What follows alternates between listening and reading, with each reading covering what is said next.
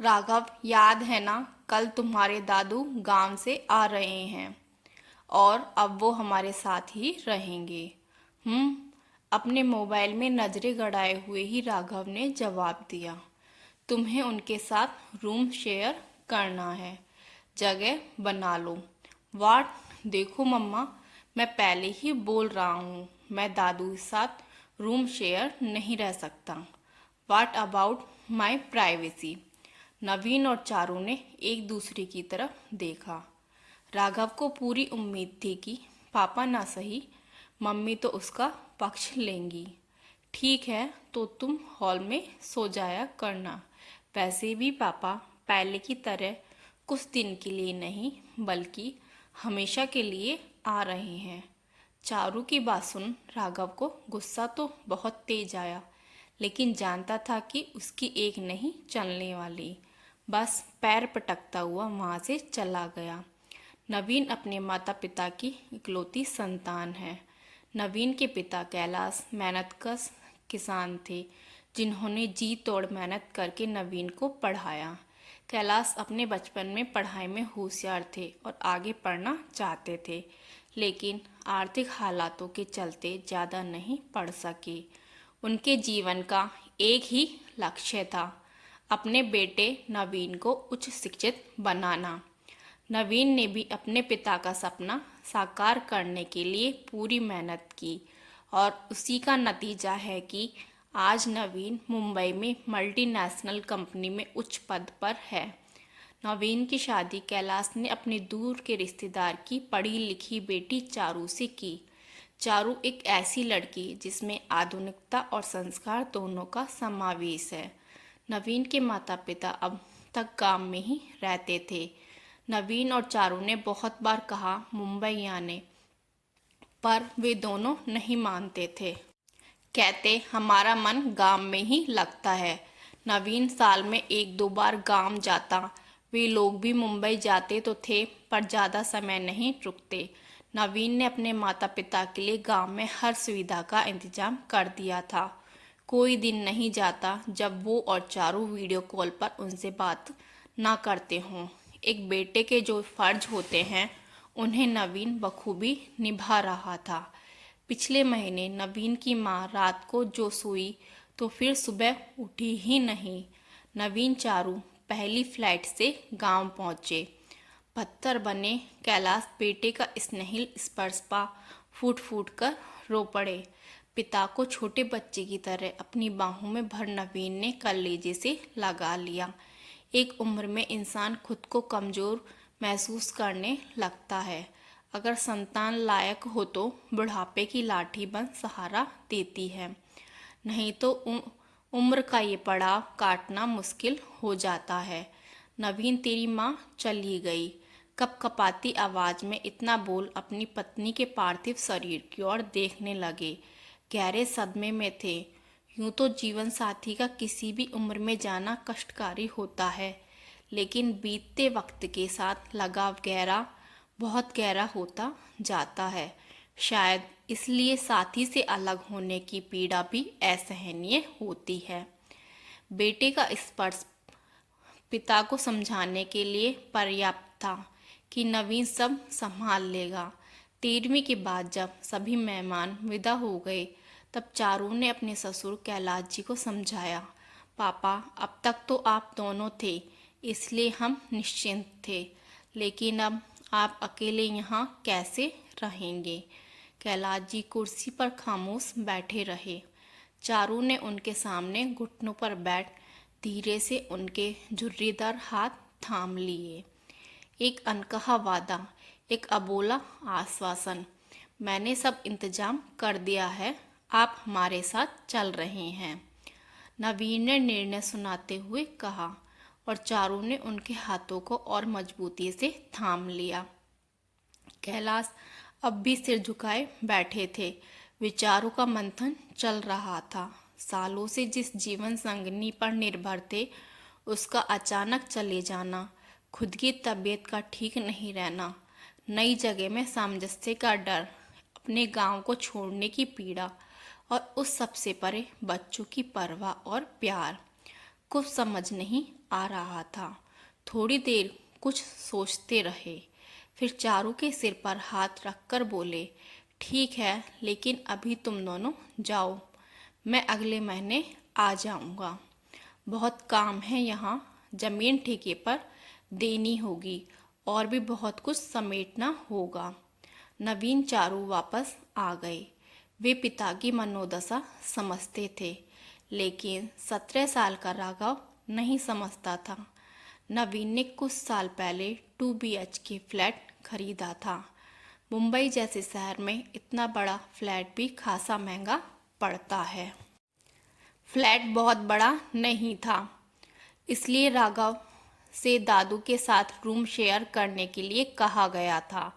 राघव को लग रहा था कि दादू के आने से उसकी प्राइवेसी में खलल पड़ेगा। ऐसा नहीं था कि राघव को अपने दादाजी से लगाव नहीं था। इससे पहले जब भी वो गांव जाता या कैलाश मुंबई आते तो दोनों की आपस में खूब बनती थी। लेकिन अब मामला कुछ और ही था। दादू मेहमान नहीं, परमानेंट मेंबर के तौर पर घर में रहने वाले थे। ऊपर से टीनेज। राघव का मन समझौते के लिए तैयार ना था। अगले दिन कैलाश आ तो गए, लेकिन उनके मन में अब भी एक संकोच था कि अब मुझे बच्चों के घर में रहना है। चारू ने उनका सामान राघव के कमरे में लगा दिया। राघव मन ही मन दादू के आने से नाखुश था, मगर मम्मी पापा के सामने कुछ कहने की हिम्मत नहीं कर सकता था। जानता था कि नवीन अपने पिता को कितना प्यार करता है। कैलाश जी ने नई जीवन शैली से दोस्ती करनी शुरू कर दी। इस उम्र में बदलाव को स्वीकार करना आसान नहीं होता, लेकिन वो कोशिश कर रहे थे।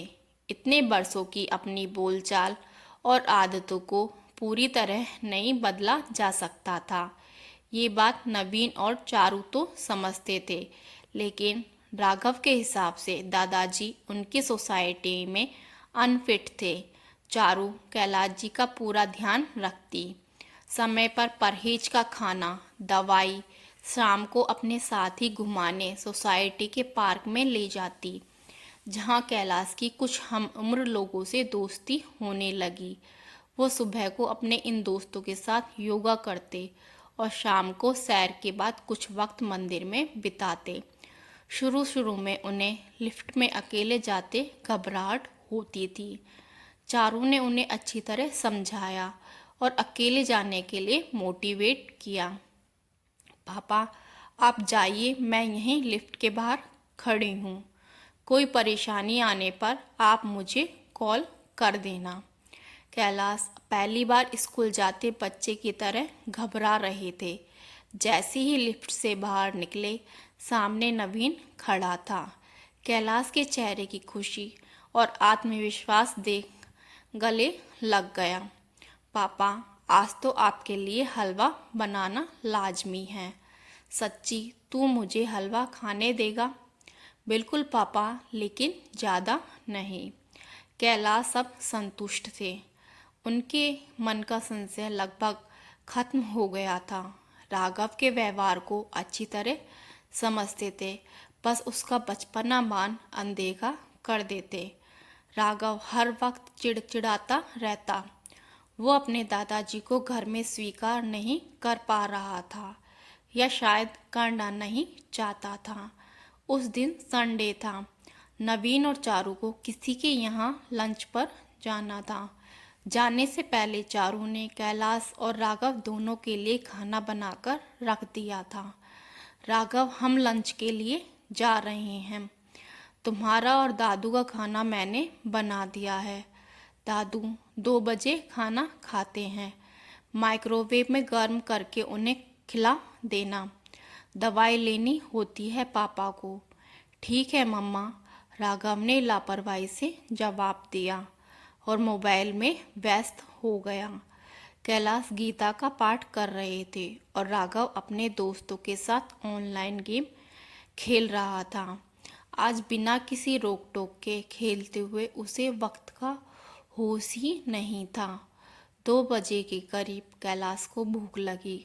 उठकर देखा तो राघव हेडफोन लगाए मोबाइल में बिजी था। इतना बिजी कि उसे दादू की आवाज़ तक सुनाई नहीं दी। कैलाश अपने बिस्तर पर जा लेटे। भूख लग रही थी, साथ ही समय पर दवा भी लेनी थी। मन में आया कि खुद ही खाना लगा ले, लेकिन उन्होंने कभी माइक्रोवेव में खाना गर्म नहीं किया था, इसलिए हिचक रहे थे। 3:30 बज गए और राघव अब भी मोबाइल में लगा हुआ था। अब भूख बर्दाश्त से बाहर थी। कैलाश उठकर रसोई में गए। कांच के एक बाउल में दाल थी, दूसरे में गोभी मटर की सब्जी। सोचा सिर्फ दाल से रोटी खा लेता हूँ, गर्म करने के लिए तो सोचा ही नहीं। कटोरी में दाल पलटने लगे। न जाने कैसे कांच का बाउल नीचे गिरकर जोरदार आवाज के साथ टूट गया और सारी दाल जमीन पर गिर गई। राघव दौड़कर रसोई में आया और वहाँ का हाल देख गुस्से से चिल्लाने लगा। ये क्या कर दिया? कुछ करना नहीं आता क्या आपको? जब से आए हो जीना मुश्किल कर रखा है। ना कोई प्राइवेसी छोड़ी है, ना सुख चैन। गंवार कहीं के। कैलाश अपराधी से खड़े थे। दाल गिरने से वो घबरा गए। ऊपर से राघव का चिल्लाना। निरीह पशु की तरह खामोश खड़े, गिरी हुई दाल को देखते हुए मन ही मन खुद को कोस रहे थे। उधर राघव की इतने दिनों से मन में पल रही फ्रस्ट्रेशन बाहर निकल गई थी। उसके चेहरे पर अपने इस व्यवहार के लिए जरा शिकन नहीं थी। जैसे ही पीछे पलटा, सामने नवीन और चारू को खड़ा पाया। एक पल को घबरा गया। चारू राघव को धकेल रसोई में घुसी। पापा, आपको लगी तो नहीं ना? आइए आप अंदर बैठिए, मैं आपका खाना लाती हूँ। वो बेटा चारू, सारी दाल तो मुझसे। घबराए और अपमानित कैलाश ठीक से अपनी बात कह भी नहीं पा रहे थे। कोई बात नहीं पापा, सब्जी रखी है, मैं उसे गर्म करके आपके लिए खाना लाती हूँ। चारू ने खाना लगाकर पहले कैलाश को खाना दिया और उसके बाद रसोई समेटी। नवीन बिल्कुल खामोश था और चारू ने भी राघव को कुछ नहीं कहा। इसलिए राघव को लग रहा था कि बात खत्म हो चुकी। घर में अजीब सी खामोशी पसरी हुई थी। हर किसी के मन में अलग अलग विचार चल रहे थे। रात को डाइनिंग टेबल पर जब इकट्ठे हुए, कैलाश बुझे हुए आहत थे। नवीन भाव शून्य दिख रहे थे और चारू कैलाश को नॉर्मल फील करवाने की पूरी कोशिश कर रही थी। वहीं राघव के हिसाब से कुछ हुआ ही नहीं था। कुछ देर बाद नवीन बोला, राघव, तुम कल गांव जा रहे हो। तुम्हारे स्कूल 1 महीने बाद खुलेंगे। तब तक तुम गांव में रहोगे और खेत में काम करोगे। मेरी ठेकेदार से बात हो गई है, वो तुम्हें खेत में काम करने के लिए 1 महीने के पैसे भी देगा। गांव क्यों? अब वहाँ क्या है? दादू भी यहीं आ गए हैं। तुम गांव जा रहे हो क्योंकि जो इंसान मेरे पिता का सम्मान नहीं कर सकता, उसके लिए मेरे घर में कोई जगह नहीं है। अब तुम मेरे घर में नहीं रह सकती। तुमने पापा को सही टाइम पर खाना नहीं दिया और ऊपर से उनसे दाल गिरने पर शोर मचा रहे थे, मानो उन्होंने कितनी बड़ी गलती कर दी। इतनी बड़ी तो कोई बात नहीं हुई पापा, जो आप मुझे गांव भेज दो। है ही क्या वहाँ? मिट्टी, गंदगी और गंवार लोग। राघव, अब अगर तुमने जुबान से एक भी शब्द गांव और वहाँ रहने वालों के लिए निकाला तो अच्छा नहीं होगा। अब तक शांति से बात करते हुए नवीन ने गुस्से से तिलमिलाते हुए कहा, जिस आदमी को आज तुमने अपमानित किया है वो मेरे पिता हैं। जिन्हें तुम गंवार बता रहे थे, उन्हीं की बदौलत आज यहाँ डाइनिंग टेबल पर बैठ एसी की ठंडक में पेट भर खाना खा पा रहे हो। तुम्हारे महंगे स्कूल की फीस जा रही है, तुम्हारे शौक पूरे हो रहे हैं। बस कर नवीन, बच्चा है वो, हो गई गलती, जाने दे बेटा। जाने दूँ? नहीं पापा, अब इतना छोटा नहीं रहा ये। रही बात गलती की तो इसे अपनी गलती लग ही कहाँ रही है। इसके हिसाब से इसने कुछ गलत नहीं किया। परिवार के सबसे बड़े सदस्य पर चिल्लाकर, मेरे पापा से ऊंची आवाज़ में बात करके, उन्हें गंवार कहकर भी इसने कोई गलती नहीं की है। राघव, जिन्हें तुमने आज गंवार कहा है ना, उनके पैरों की धूल भी नहीं हो तुम। मैंने देखा है अपने पापा को मेहनत करते, एक एक पैसा जोड़ मुझे पढ़ाते हुए। कोलू के बेल की तरह लगे रहते थे पापा। सिर्फ एक ही धुन थी कि मेरा बेटा पढ़ ले, और आज वही बेटा अपने पिता का अपमान बर्दाश्त कर लेगा। ये तुमने सोच भी कैसे लिया? चारू बिल्कुल खामोश बैठी थी। उसके हाव भाव से साफ पता चल रहा था कि वो नवीन से सहमत है। शायद ये फैसला दोनों ने मिलकर ही लिया है था। तो दोस्तों, अगर आपको हमारी ये कहानी पसंद आई हो तो लाइक, शेयर एंड सब्सक्राइब कीजिएगा और कमेंट करना ना भूलिएगा।